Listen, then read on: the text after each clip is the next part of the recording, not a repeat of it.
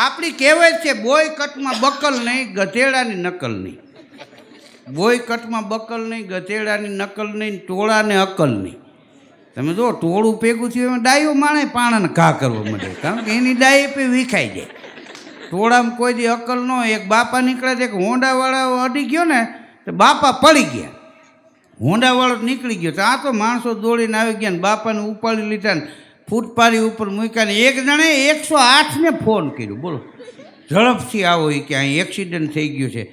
હા, હજી વાતું કરતા હતા ને ત્યાં તો બાપાને કર વરે ને તે ઉપાથી રિક્ષા રોકીને રિક્ષામાં બે ગયા. અરે બાપા કે 108 આવે એ કે એમાં તું જાય.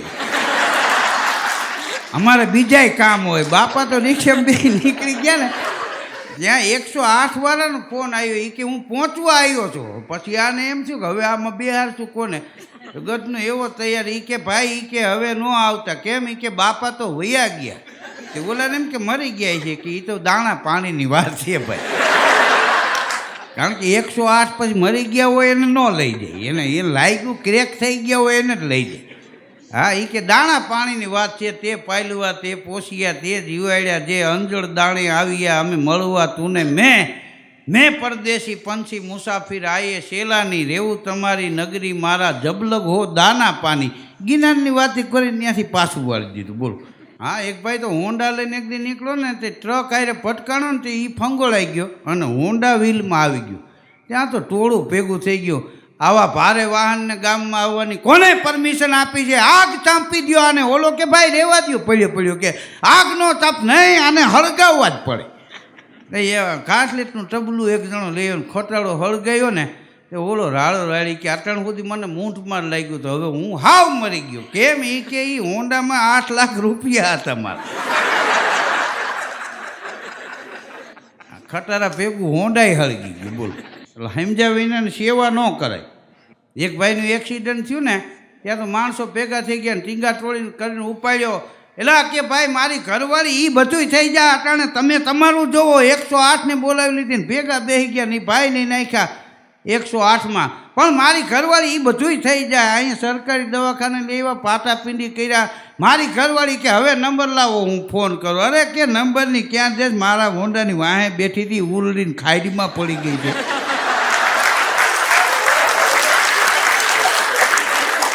તો કે ન્યા કહેવાય ને, પણ તું હા પેડ દઈ કહું ને ઉપાડ્યો ત્યાંથી મારી ઘરવાળી. તમે રહેવા દો તમે, પણ હું કરું મારે. હા, મને થોડુંક જ ક્રેક થયું. એ પાણીના ખાડામાં ઉલડીને પડી છે. જાઓ એટલે ઉતાવળમાં માણસોને ખબર નથી, ભેવટી જાય માણસો. શું કરે છે એ નક્કી ન હોય. 4 બંગડીવાળી ગાડીમાં એક શેઠાણી બેઠા હતા. બોલો, આ 4 બંગડી ગાડીમાં શું કામ લગાડવી પડી એ એક મુદ્દો છે. બાયુએ પહેરવાનું બંધ કર્યું ને પછી ગાડીમાં ઠપકારી. બંગડીની કાંઈ કિંમત તો રાખવી ને એમ. 4 બંગડીવાળી ગાડીમાં શેઠાણી બેઠા હતા ને વળી ભિખારી આવ્યો. લાંબો હાથ કર્યો, વ્રત ભિખારી. તો વળી શેઠાણી આમ પર્સ ખોલ્યું અને 10ની નોટ કાઢીને આપી. ભિખારી તો હાલતો થયો. તો શેઠાણી બેઠા બેઠા કે એ દાદા કાંઈક આશીર્વાદ તો દેતા જાઓ. તો વ્રત ભિખારી પાછું વળીને કે બેન 4 બંગડીવાળી ગાડીમાં તો બેઠી છો, હજી હું ઘટે તારે? અને હું તો પ્લેનના આશીર્વાદ આપીશ. પાર્કિંગ થાય એવી જગ્યા છે તારા ઘીરે? હા, આશીર્વાદ માગવાના ન હોય, આશીર્વાદ મળી જાય. હા, તમે કદાચ પશુ પંખીની સેવા કરો ને તો એના મૂંગા આશીર્વાદ તમને લાગી જાય. હા, ઘણા કે આશીર્વાદ આપો, હું ચોકલેટ છે તને મુઠ્ઠી ભરીને દઈ દે. હા, અમુક માગવાની વસ્તુ નથી. બિન માગે મોતી મિલે, માગી મિલે નહીં ભીખ. કહે કબીર ધર્મદાસ કો તું તો એસી કરની શીખ. અમારો ભૂરો એક દી ટૂંકા પગરખા પહેરી નીકળો. બોલો, આપણો પ્રાચીન દુઓ છે. ટૂંકા પહેરે પગરખા ને દાબીને કાપે નખ કાપતા લોહી નીકળી જાય ત્યાં સુધી કહી નાખે. ટૂંકા પહેરે પગરખા દાબીને કાપે નખ તાણીને બાંધે પાઘડી. એ બધાય વણ જોતા દખ. હા, એવી પાઘડી બાંધે તો એ પાઘડી મૂક્યા પછી કાન તો ઉભળા જ રહીએ સીધે. એ વણ જોતા દખ કહેવાય. એક ભાઈને મેં કીધું આવા ટૂંકા હું કામ બૂટ પહેરે? તો મને કે કાઢી નાખું ને પછી જે મને મજા આવે. હવે એ મજા લેવા હારથી બપોર સુધી હાંસા મારતો હોય બોલો. હા તે પૂરો તો ટૂંકા બૂટ પહેરીને આમ નીકળ્યો ને એમાં એના કાકા જોઈ ગયા કે બેટા ઓનલાઈન મગાવ્યા લાગે છે. પૂરો ભડકો એના કાકા પાસે વળી હરસ આવે કે ના રે ના પૂરો કોઈ દી ઓનલાઈન મગાવે હું ભત્રીજો કોનો ઝાડવામાંથી તોડ્યા. તો એનો કાકો કે બેટા તું ઉતાવળો બહુ વહેલા તોડી લીધા 15 દી રાખ્યા હોત તો માપના થઈ જાય. હા એક શેઠે તો એના 2 માણસો કામ કરતા હતા મયુર ને મોહન. તો મયુરને કીધું કે મયુર તું મોહન હારે કામે આવો છો તો મોહન કેટલું બધું કામ કરે છે તારે હાવ આમ. તો મયુર કે હું એને સમજાવું છું કે આટલું બધું તૂટી ન મરાય પણ માનતો જ નથી. હવે એ નથી કામ કરતો એ નથી કહેતો એમ.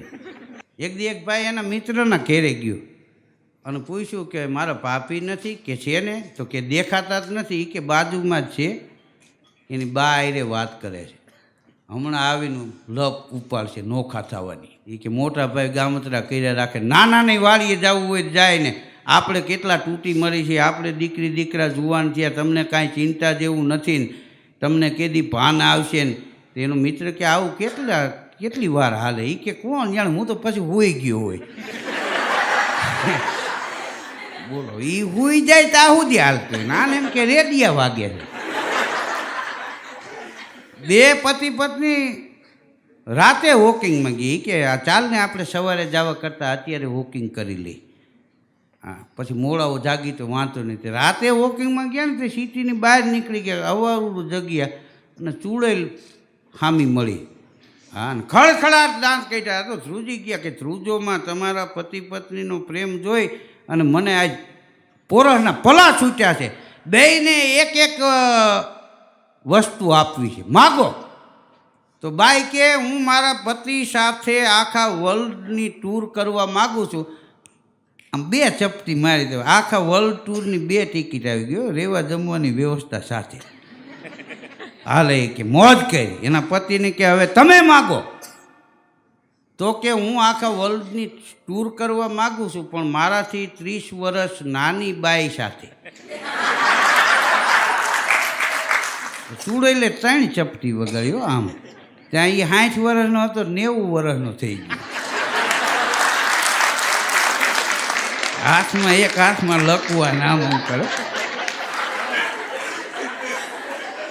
હવે એને તો ખબર ન હોય કે આ ચૂડેલ આખર તો સ્ત્રી ને એ તો એના પક્ષનું જ તાણે ને. હા એ આપણા પક્ષમાં રહે કોઈ દી. પછી કે હવે ન મળે. એક વરદાનની જ વાત હતી. હા એટલું કરીને 1 ચપટી મારી ચૂડેલ અદ્રશ્ય થઈ ગઈ. હવે એ બાઈ હરે ફરે છે બોલો તો હજી એમને મામ કરે છે. કીધું આને ધૂંડ મંડળમાં રાખી દો ને ખંજરી બાંધી દો. એક ચાલે વાગ્યા જ રાખતા હોય. દેવને દુર્લભ હોય એવો માનવીને માનવ દેહ મળ્યો છે ને તો આમ તમે જુઓ ને તો માનવનો અવતાર મળ્યો છે પણ માનવતા ભર્યું જીવન જીવી જાય ને તો આ અવતાર સાર્થક થાય. આ નહીતર નહીં. મળ્યો છે દેહ માનવનો તો ઉલ્કા પાપ શા માટે ડરો છો મોતથી આટલા બધા તો કરો છો પાપ શા માટે.